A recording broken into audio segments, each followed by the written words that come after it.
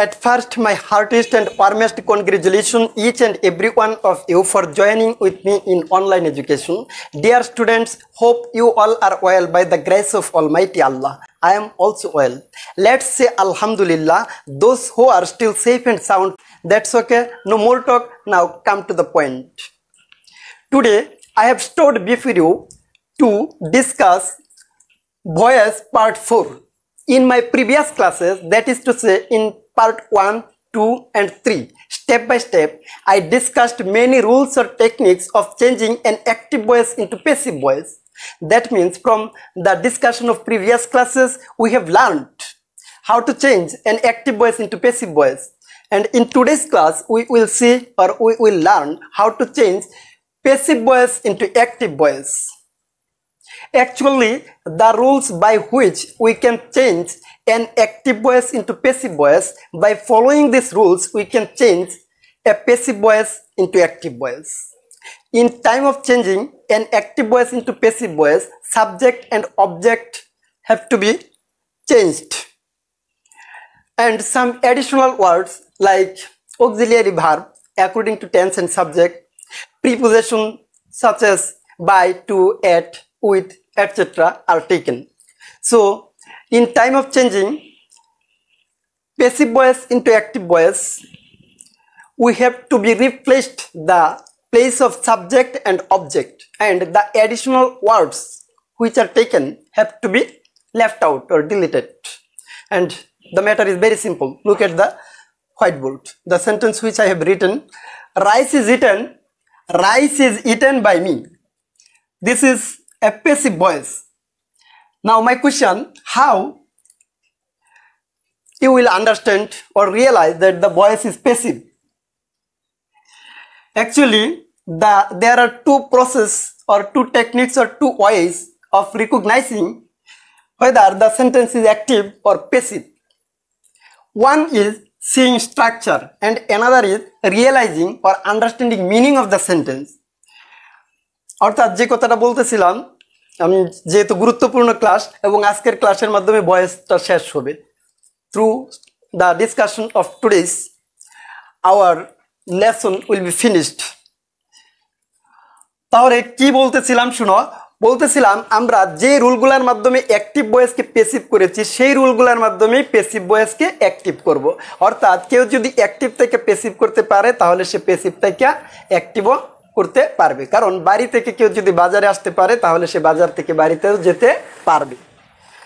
এখন আমরা অ্যাক্টিভ ভয়েসকে যখন প্যাসিভ করেছিলাম, কাজটা কি করেছিলাম, অবজেক্টকে সাবজেক্ট করেছিলাম, সাবজেক্টকে অবজেক্ট করেছিলাম, টেন্স সাবজেক্ট অনুসারে অক্সিলিয়ারি ভার্ব নিয়েছিলাম বাড়তি, তারপরে প্রিপোজিশন ছিল একটা বাড়তি, তাহলে বাড়তি কাজগুলো আমাদের বাদ করে দিতে হবে, আর সাবজেক্ট অবজেক্টের যে উলট পালটটা করেছিলাম সেগুলো যথাস্থানে ফিরিয়ে নিতে হবে, তাহলেই হয়ে গেল। The matter is very simple.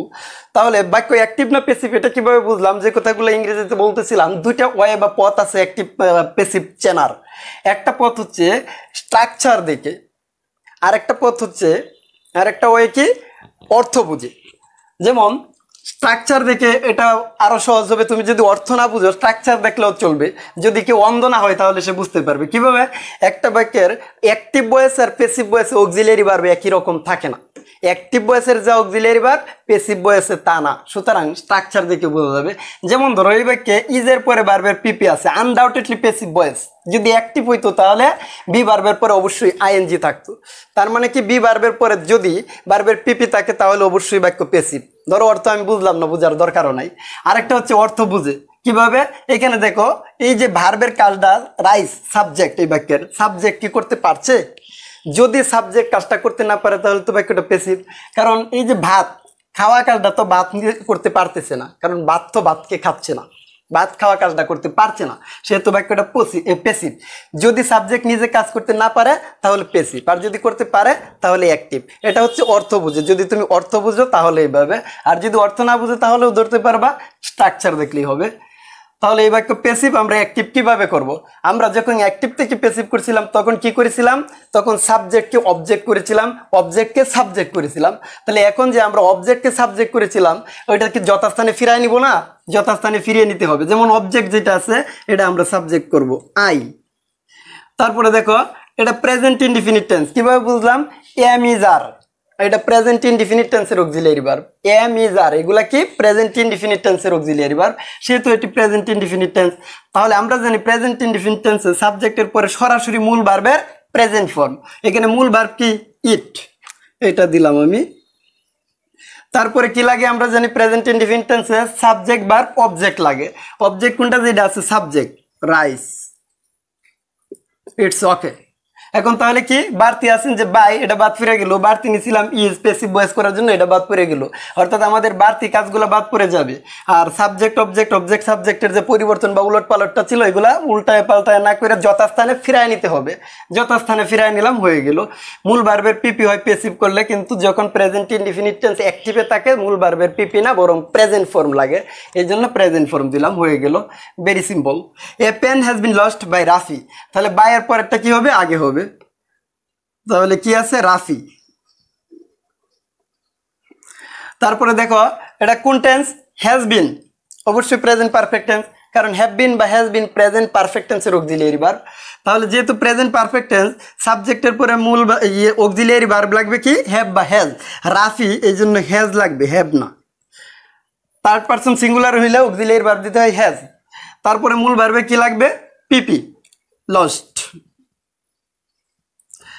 তারপরে কি লাগবে আমাদের, সাবজেক্ট নিলাম, অক্সিলিয়ারি ভার্ব নিলাম, তারপরে মূল ভার্বের পিপি দিলাম। তারপরে কি লাগে, অবজেক্ট। অবজেক্ট কোনটা, যেটা আছে সাবজেক্ট, এ পেন, এটা আছে সাবজেক্টের জায়গায়, তার মানে এটাই হবে অবজেক্ট, হয়ে গেল। Very simple matter. I hope that's clear now my dear students. No more today, more when we meet again in our next class.